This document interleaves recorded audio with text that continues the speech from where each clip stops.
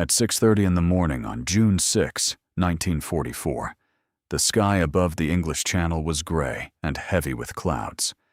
The sea churned beneath thousands of vessels, stretching from horizon to horizon, the largest invasion fleet ever assembled in human history. Packed inside small wooden boats, young American soldiers gripped their rifles with white knuckles, their faces pale from seasickness and terror. The boats rose and fell with the swells, spray soaking the men as they approached the coastline of France.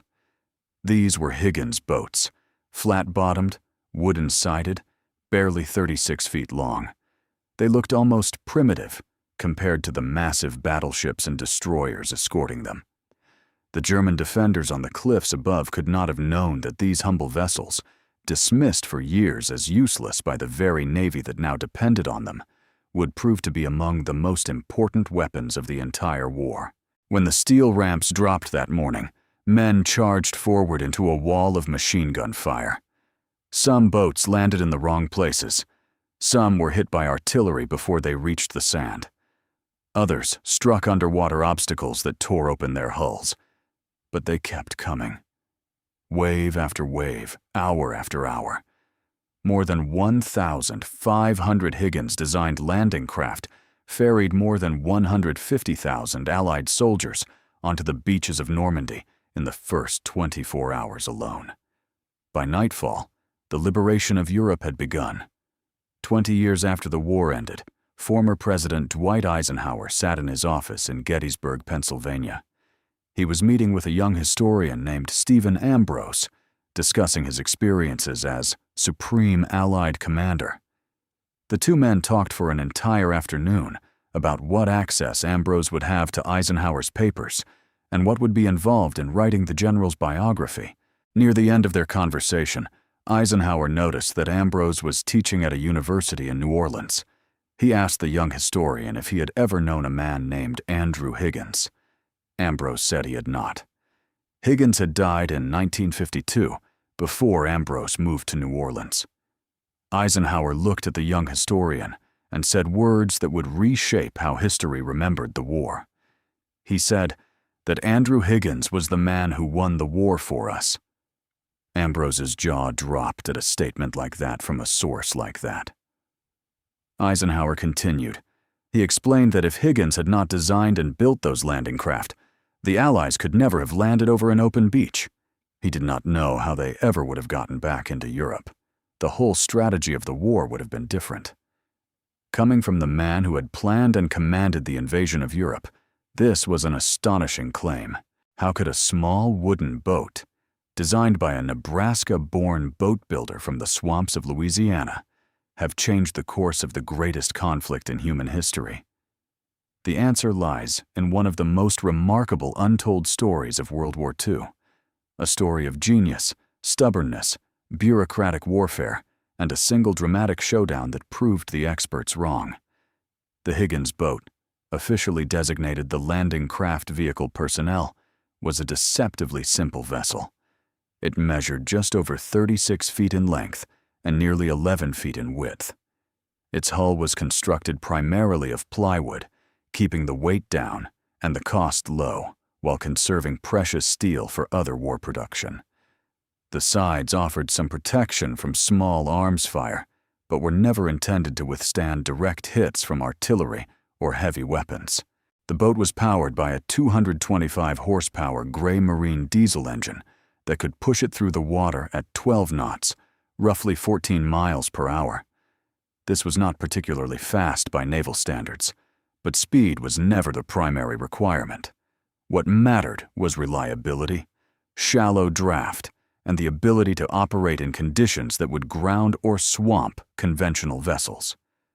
What made the Higgins boat revolutionary was not its speed or its armament, which consisted of just two .30 caliber machine guns mounted for the crew's self-defense. What made it revolutionary was its ability to do things no other landing craft could do. Its flat bottom and shallow draft allowed it to operate in as little as 3 feet of water at the stern and just over 2 feet at the bow. This meant it could run directly onto a beach, something conventional boats with their V-shaped hulls could never accomplish without becoming hopelessly stuck.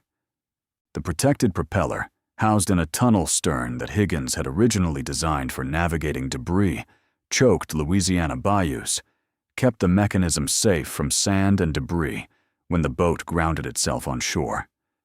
Conventional propellers would be destroyed within minutes of operating in such conditions. The tunnel design meant the Higgins boat could run onto a beach, sit on the sand while troops disembarked, and then back off into deep water without any damage to its propulsion system. And most importantly, the steel ramp at the bow could drop in seconds, allowing 36 fully equipped combat soldiers to charge straight forward onto the beach.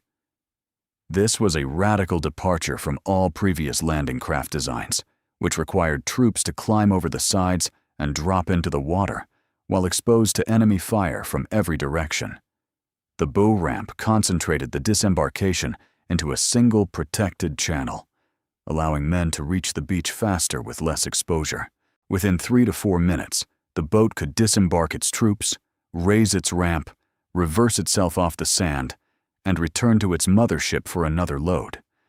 This rapid turnaround capability meant that a relatively small number of boats could deliver enormous numbers of troops in a short time. It transformed amphibious operations from slow, grinding affairs into rapid assaults that could overwhelm defenders before they could react. Alternatively, the Higgins boat could carry a jeep and 12 soldiers, or up to 8,100 pounds of cargo. This flexibility made it invaluable for the complex logistics of amphibious warfare, where the ability to land men, vehicles, and supplies quickly could mean the difference between victory and catastrophe. The same boat that delivered infantry in the first wave could return with ammunition, medical supplies, or light vehicles as the beachhead expanded. To understand how this boat came to exist, one must first understand the man who created it. Andrew Jackson Higgins was born on August 28, 1886, in Columbus, Nebraska, far from any ocean. He was the youngest of 7 children of Irish-American parents, and from his earliest years, he showed a stubborn independence that would define his entire life. He was expelled from school for fighting, a pattern that would repeat throughout his life.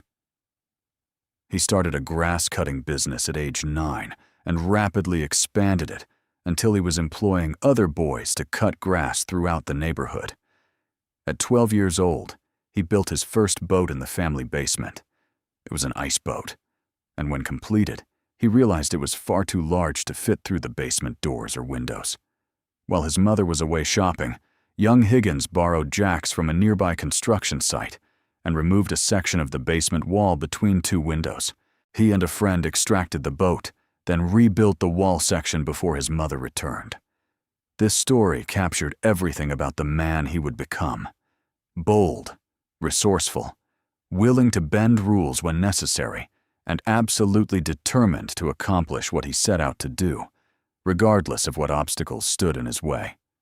As a young man, Higgins moved south to Louisiana and entered the lumber business.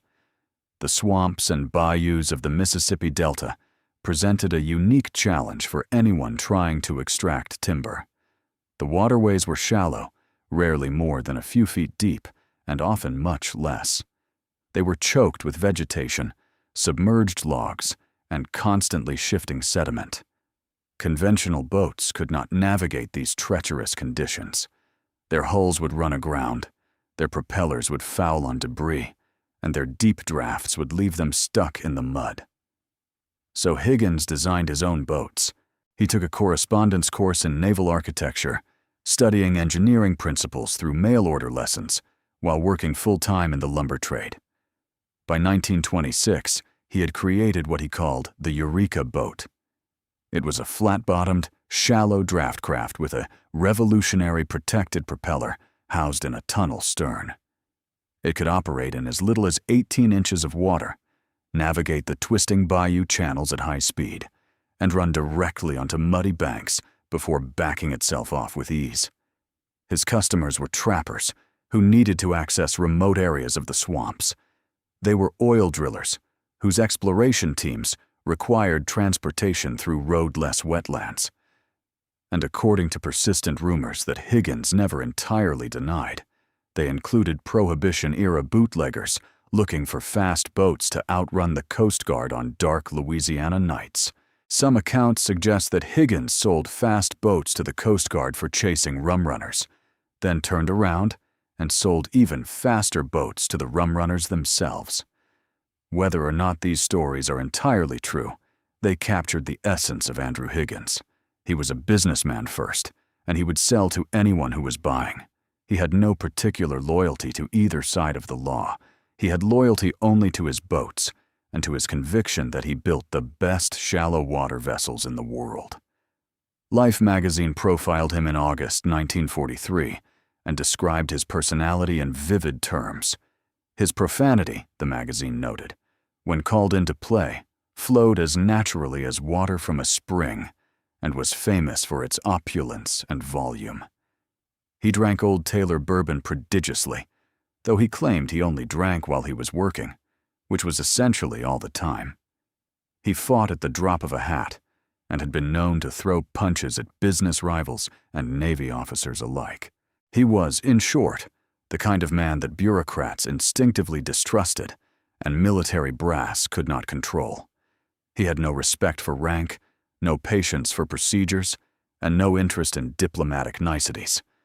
When he believed he was right, which was most of the time, he said so in terms that left no room for misunderstanding. By the early 1930s, the United States military was beginning to grapple with a problem that had haunted commanders for centuries.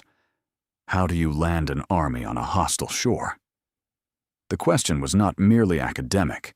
Military planners understood that any future war with Japan would require extensive operations across the Pacific, island-hopping campaigns that would demand amphibious assaults against defended beaches. Any effort to liberate a German-occupied Europe would require crossing the English Channel and landing on the heavily fortified coast of France. Traditional naval strategy required capturing enemy ports, which were invariably the most heavily defended points on any coastline. Ports had docks and cranes, and all the facilities needed to unload large transports, but they also had coastal batteries, anti-ship mines, and concentrated garrison forces. The bloody disaster at Gallipoli in 1915 demonstrated how catastrophic amphibious operations could become without proper equipment and doctrine. Allied forces suffered over 200,000 casualties trying to establish a beachhead on the Turkish coast. Men were slaughtered by the thousands while trying to climb from small boats onto defended beaches. The United States Marine Corps had been developing amphibious warfare concepts throughout the 1920s and 30s, but they lacked one essential element. They had no landing craft capable of reliably delivering men and equipment from ship to shore across open beaches. The boats available to them were either too fragile, too slow, or unable to operate in shallow water. Men had to leap over the sides into neck-deep surf, becoming easy targets for enemy fire while struggling with their heavy equipment and fighting against the currents. In 1934, Andrew Higgins visited the Marine Corps base at Quantico, Virginia, hoping to interest them in his Eureka boat. The Marines recognized the potential immediately. Here was a boat that could run onto a beach and back off again, operate in shallow water where other vessels would ground themselves, and carry substantial loads at reasonable speed. The officers who tested the Eureka were enthusiastic. They reported that it outperformed everything else they had tried. But the Marines did not make procurement decisions. That authority belonged to the Navy, and the Navy had no interest in what some civilian boat builder from the Louisiana swamps was peddling. The Bureau of Ships, as the Navy's design and construction authority was known, preferred to develop its own landing craft internally. Bureau officials saw no reason to listen to what one historian later described as some parvenu hick from the swamps of Louisiana, far from the traditional shipyards in the East. They had their own designs, their own engineers, and their own ideas about what the Navy needed. The notion that a self-taught boat builder with no formal naval architecture credentials could improve upon their work struck them as absurd. When Higgins visited the Bureau in Washington and saw their competing boat blueprints, he was appalled by what he considered fundamental design flaws. He scrawled across the drawings a message that read, "This boat stinks," and signed his initials. This did not endear him to the naval establishment. Bureau officials were not accustomed to being told their work was inadequate by civilians with mud on their boots and bourbon on their breath. What followed was one of the most frustrating bureaucratic battles in American military history. For 5 years, from 1937 through 1942, the Bureau of Ships actively blocked Higgins from supplying landing craft to the military. When Higgins Boats consistently outperformed the Bureau's own designs in competitive trials, the Bureau simply ignored the results. Test after test showed the Eureka running circles around Navy designs, handling rough water more capably, landing troops faster, and operating in shallower conditions. The Bureau dismissed the evidence. When forced to acknowledge the Higgins Boat's superiority in certain tests, Bureau officials scrapped their failed designs, copied elements from the Eureka, and began building their own version, essentially plagiarizing the man they refused to do business with. They took his tunnel stern design, his flat bottom configuration, and his shallow draft principles, then produced inferior copies while continuing to reject his contracts. The Bureau insisted that all landing craft must be 30 feet long to fit the existing davits on Navy ships. These davits were the mechanical arms used to lower small boats from the decks of larger vessels. Higgins argued that a 36-foot boat would perform far better, carrying more men with better seakeeping characteristics. The Bureau refused to consider modifying the davits. Higgins shot back that they should design davits to fit a proper-sized boat, not handicap the boat to fit inadequate davits. He told a room full of Navy officials that there were no officers, whether present in the room or anywhere else in the Navy, who knew anything about small boat design, construction, or operation. But he did. He had built small boats for decades while they had been pushing papers in Washington. This confrontational attitude did not help his cause. But Higgins was convinced that American lives were at stake, and he refused to back down. The Bureau's own landing craft malfunctioned repeatedly in tests. Reports from fleet exercises documented boats that took on water, boats that could not back off beaches, boats that capsized in moderate seas. Yet the Bureau persisted in blocking Higgins' contracts. Meanwhile, a young Marine lieutenant was gathering intelligence that would prove crucial to the Higgins Boats development. In 1937, First Lieutenant Victor Krulak was serving as a military observer in Shanghai during the Japanese invasion of China. The Second Sino-Japanese War had erupted that summer, and American officers were studying Japanese military techniques with considerable interest. Krulak did more than simply observe from a safe distance.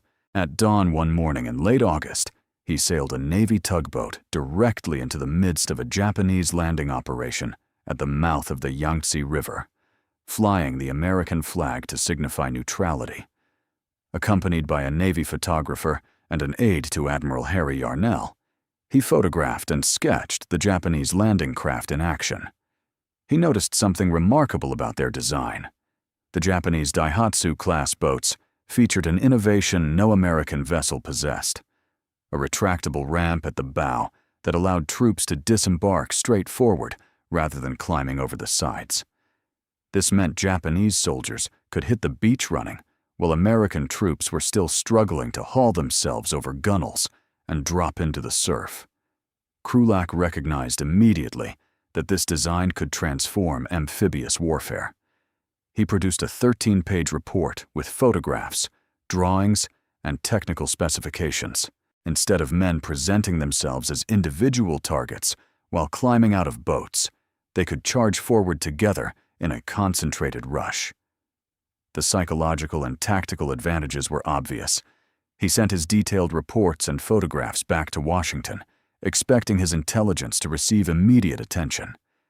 The Navy's response was to file his reports away with a dismissive notation indicating the material came from some nut out in China. The photographs were buried in bureaucratic archives. The analysis was ignored. That nut would eventually become a 3-star general, and his photographs would provide the final piece of the puzzle that made the Higgins Boat truly revolutionary.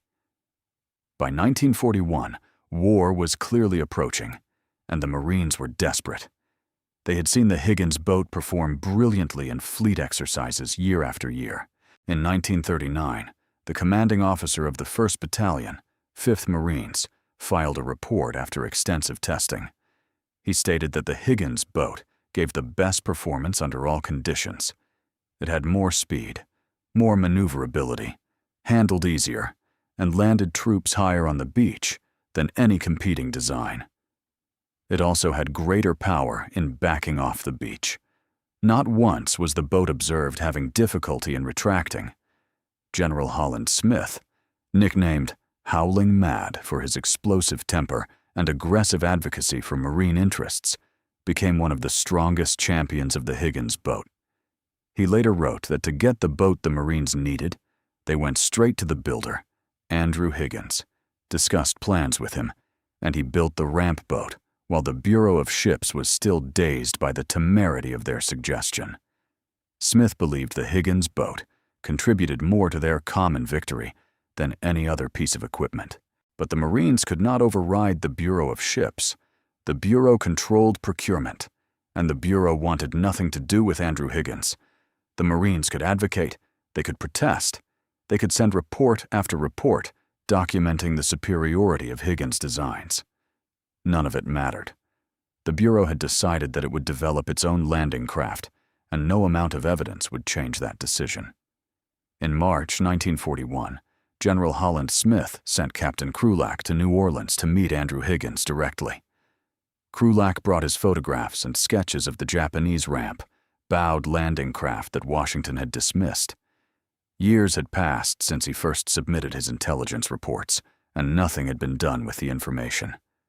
Now he hoped that perhaps a civilian contractor might be more receptive. Higgins immediately grasped the concept's potential. Unlike the Navy bureaucrats, he recognized a good idea when he saw one, regardless of where it came from. The Japanese had solved the disembarkation problem with elegant simplicity. A ramp instead of a ladder. Forward motion instead of awkward climbing.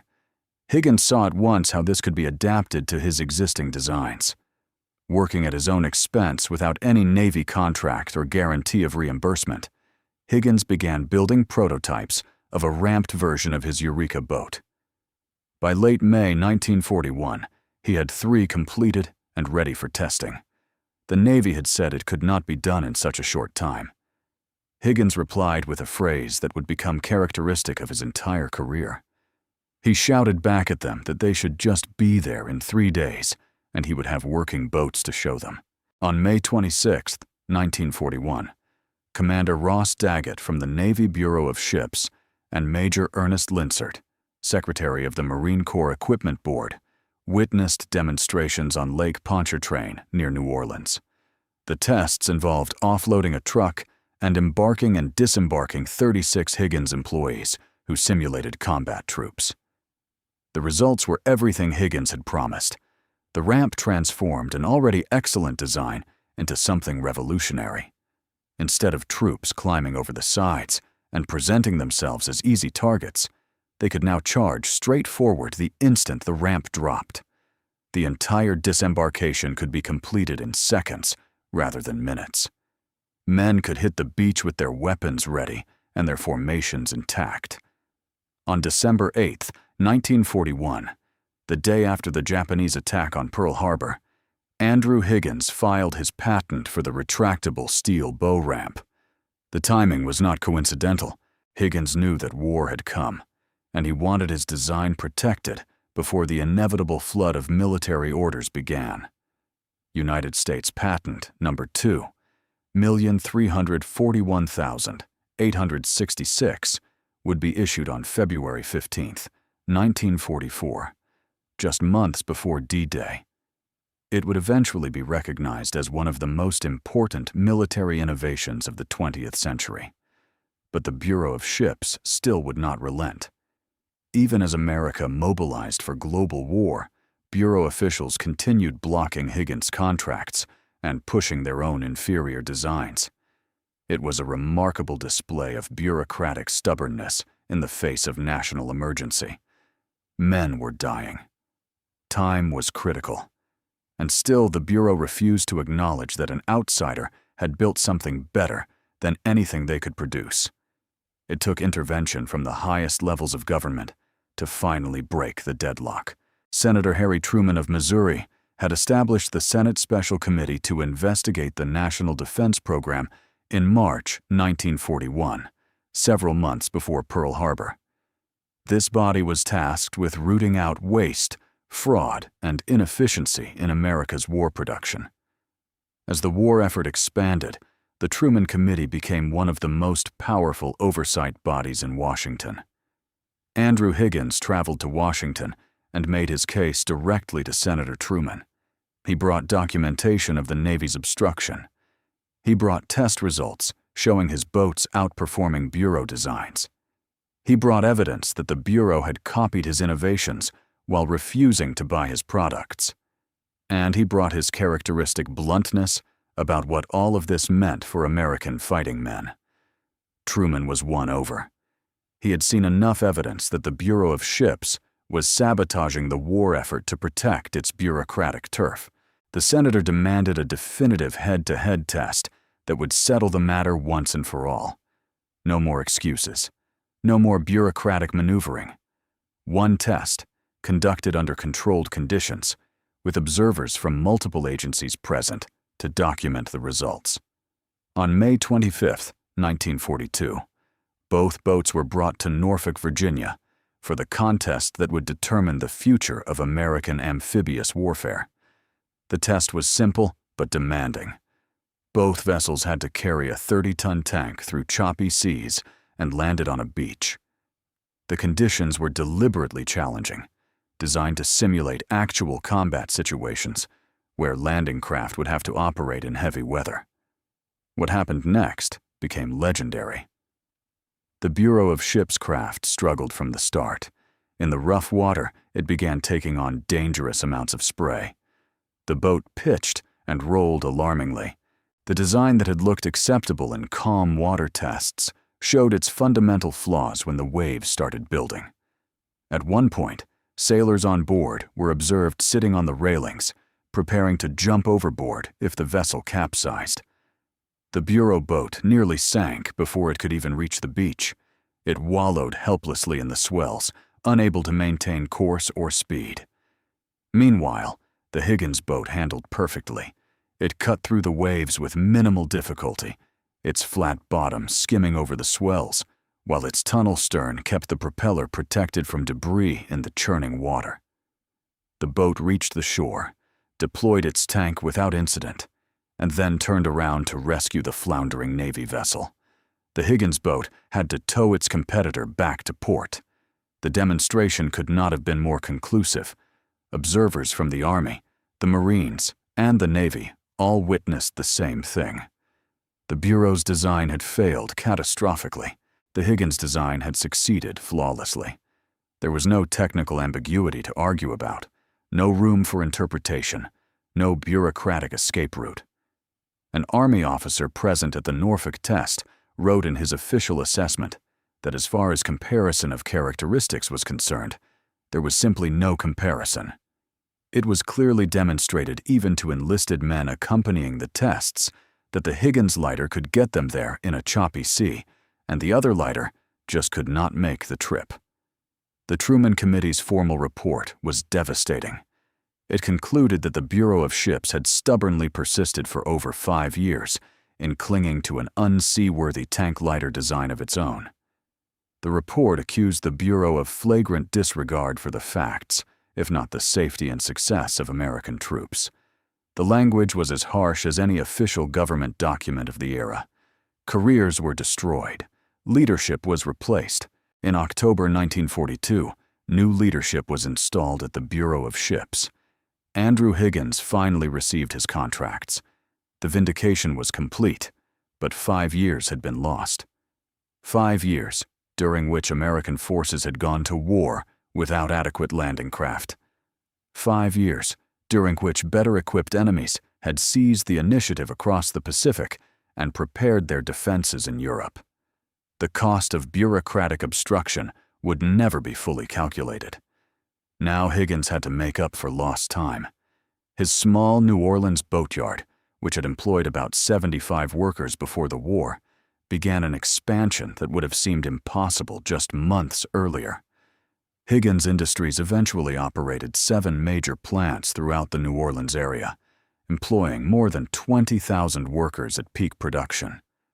The factory floors became temples of American industrial might. Huge banners hung in the rafters, with slogans like, "The guy who relaxes is helping the Axis." Workers labored around the clock in 3 shifts, 7 days a week.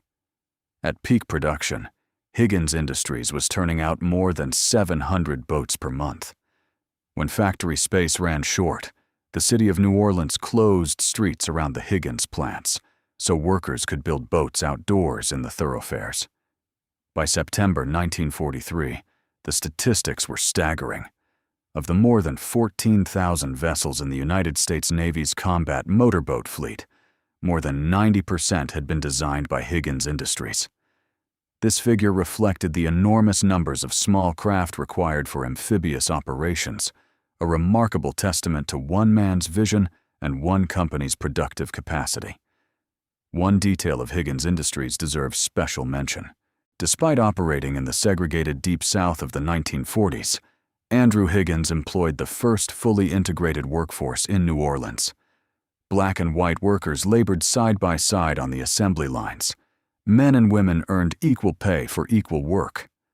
Minorities were promoted to supervisory positions based on their abilities rather than their race. This was extraordinary for Louisiana in that era and made Higgins powerful enemies among local white elites who viewed his practices as a threat to the established social order. But Higgins did not care about local customs or social conventions. He needed the best workers he could find, and he was not going to let racism interfere with winning the war. His employees were building boats that would carry American soldiers to battle. Nothing else mattered. The Higgins Boat made its combat debut at Guadalcanal in August 1942. The first major American ground offensive of the Pacific War. Marines hitting the beaches that day rode in on boats that had been considered useless by the Navy establishment just months earlier. The landing succeeded. The boats performed exactly as Higgins had promised. In November 1942, Operation Torch brought American forces to North Africa. Higgins boats landed troops on beaches across Morocco and Algeria, demonstrating their versatility in the diverse conditions of the Mediterranean theater. Sicily fell in July 1943. Salerno came in September. Each landing relied on the little wooden boats that Andrew Higgins had fought so hard to build.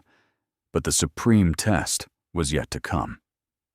Operation Overlord, the long-awaited invasion of Nazi-occupied Europe, would require amphibious operations on a scale never before attempted in human history.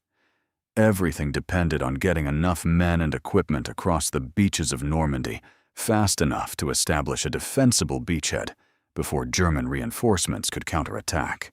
General Eisenhower understood this better than anyone. In March 1943, he confided that when he died, his coffin should be in the shape of a landing craft because they were practically killing him with worry. The availability of landing craft determined when the invasion could be launched and how many troops could be committed to the initial assault. Without sufficient boats, the entire operation was impossible. On June 6, 1944, the wait finally ended. More than 6,000 ships and landing craft crossed the English Channel in the darkness before dawn. The target was an 80-kilometer stretch of the Normandy coast, divided into 5 sectors, with code names that would become immortal: Utah, Omaha, Gold, Juno, and Sword. More than 1,500 Higgins-designed landing craft participated in the initial assault. The conditions that morning were far from ideal. Strong winds had delayed the invasion by 24 hours, and still churned the channel into a gray mass of whitecaps and swells. The small landing craft, with their flat bottoms and shallow drafts, pitched and rolled violently. Seasickness was almost universal among the troops packed shoulder to shoulder in the cramped vessels. The run to the beach typically took about an hour from the transport ships. The men had nothing to do but wait, soaked by spray, surrounded by the sounds of naval bombardment, watching the coastline grow slowly larger through the gray morning light. Some prayed. Some sat in stunned silence, contemplating what awaited them on the sand. The oldest among them were in their 30s. Many were teenagers. All of them knew that some of the men standing beside them would not survive the next hour. Frank DeVita was a Coast Guard gunner's mate 3rd class, serving aboard the transport ship Samuel Chase. Originally assigned to operate the ship's guns, he had been reassigned just before D-Day to work as a bowman on the Higgins Boats, responsible for lowering and raising the steel ramp that would release soldiers onto the beach. He later recalled his first run toward Omaha Beach that morning. He said he did not want to drop the ramp. He knew that once he dropped the ramp, the machine gun bullets that were hitting it would come into his boat.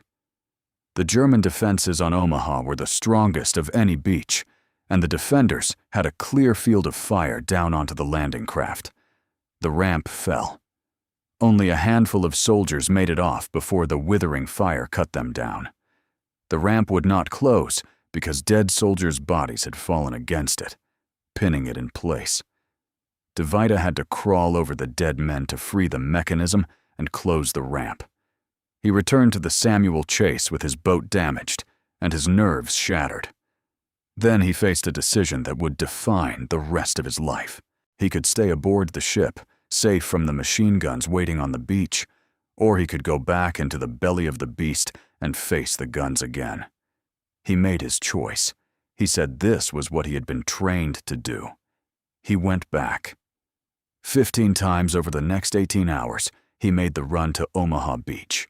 15 times he dropped his ramp into the murderous fire and prayed that his passengers would survive long enough to reach cover. Decades later, in June 2014, the French government awarded DeVita the Legion of Honor for his service on D-Day, recognizing the extraordinary courage of a young man from Brooklyn who chose to face death again and again rather than abandon his duty. DeVita was not unique. Thousands of young Americans piloted Higgins boats into the teeth of German defenses that day. Many were Navy and Coast Guard sailors who had received their training at courses Andrew Higgins ran at his own expense.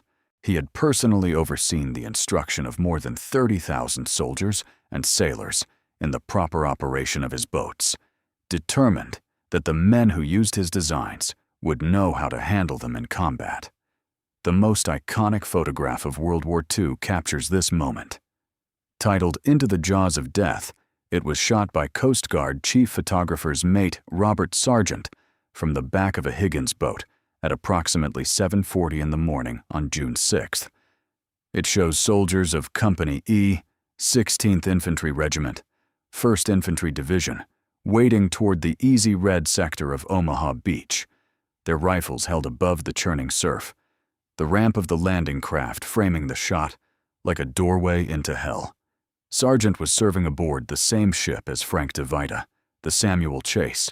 That single image, reproduced millions of times in books and newspapers, and eventually inspiring the opening sequence of the film Saving Private Ryan, gave the Higgins boat a place in collective memory that its humble appearance would never have suggested. When people today think of D-Day, they think of that photograph.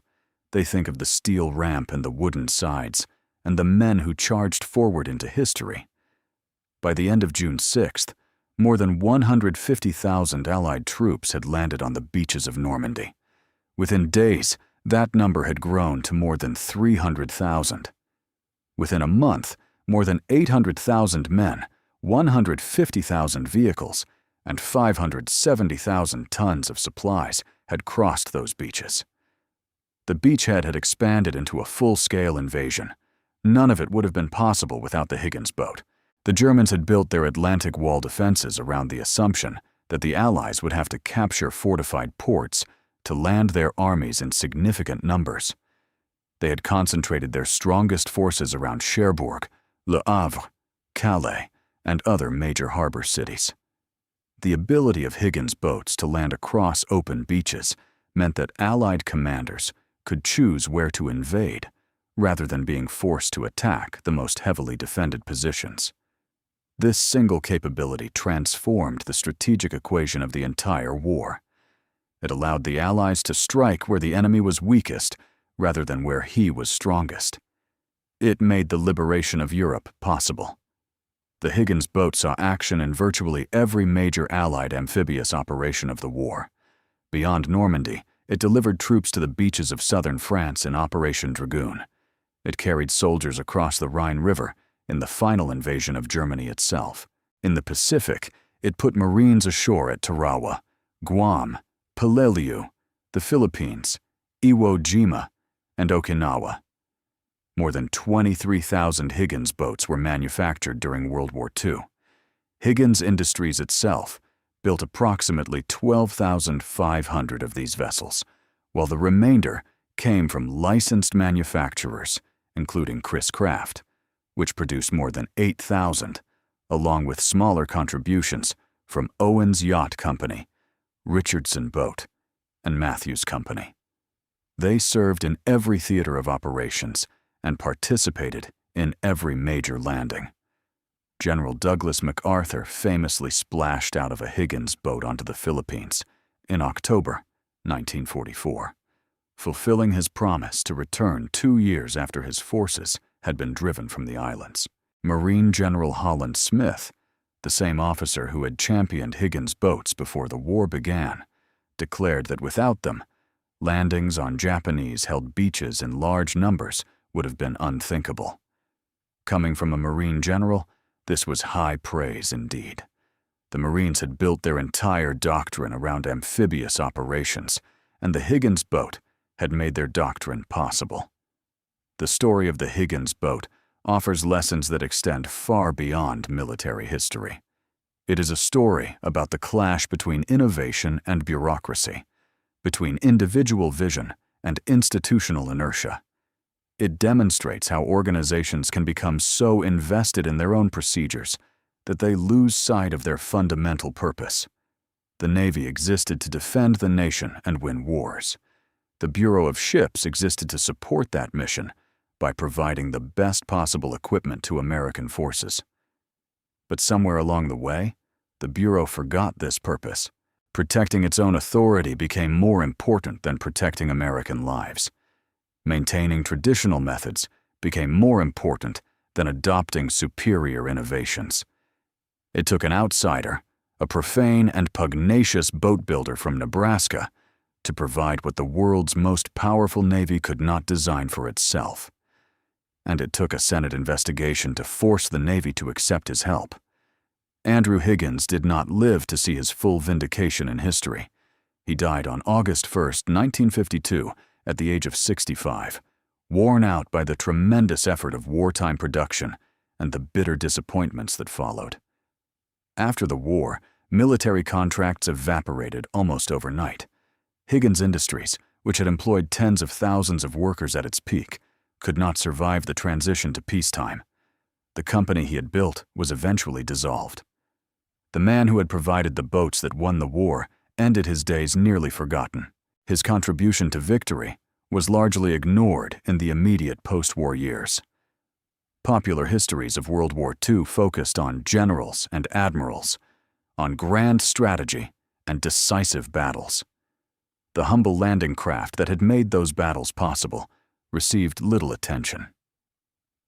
The public was more interested in glamorous weapons, like the Mustang fighter and the Sherman tank, than in plywood boats that ferried men to beaches.